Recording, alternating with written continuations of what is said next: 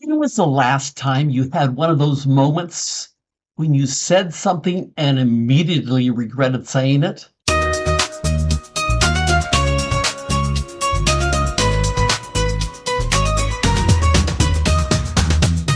I'm Robert Beagle with Romance Alive. So, what incident just came to mind when I asked that question? Well, if you're like me, you've probably said something and immediately wished for an undue protocol for your mouth.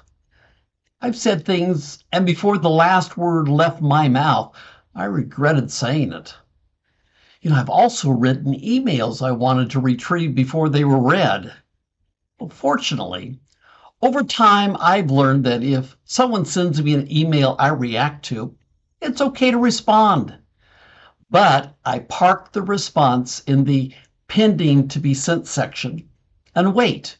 Give myself time to decide if I really should send it. Well, this idea works fine, except when I accidentally hit send. And honestly, that's happened more than once to me. Well, when this happens at work, it's bad, right? You worry about the consequences on your career, look for ways to mitigate the repercussions. You regret your actions. But tell me, what if this happens at home with your partner? You say something harsh or react loudly to an incident, and immediately anguish washes over you. You worry about the impact on your relationship, worry about your mistake, and regret the incident. So here's my question. Which of these two brings more intense regret? The incident happening at work or the one with your partner? According to a study by Mike Morrison involving 500 men and women, regrets involving incidences with your partner were consistently twice as intense as regrets for incidents you make at work. For example, you feel twice as remorseful over forgetting an anniversary than forgetting a meeting at work. And also, the regret you feel from speaking to your partner harshly can be twice as intense as an ill-timed criticism of someone at work.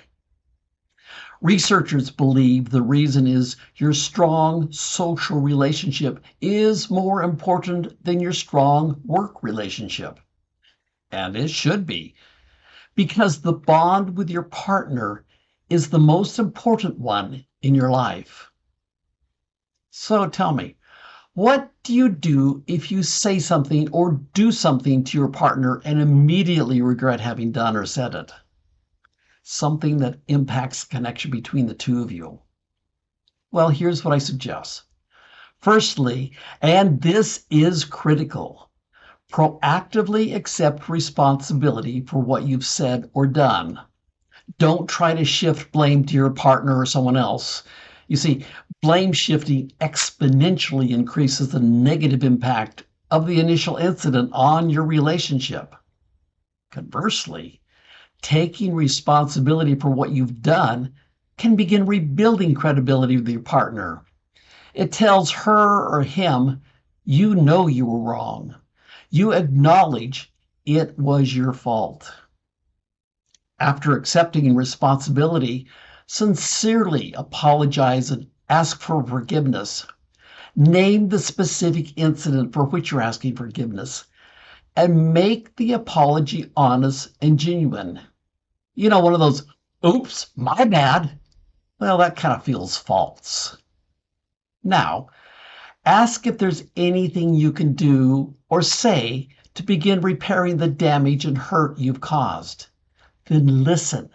Listen to your partner. Hear more than just their words. And if they ask you for more time to process the incident, agree to it.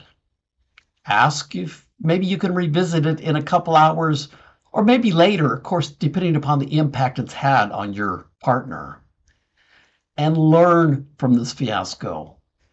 Internally reflect on what happened and how it developed.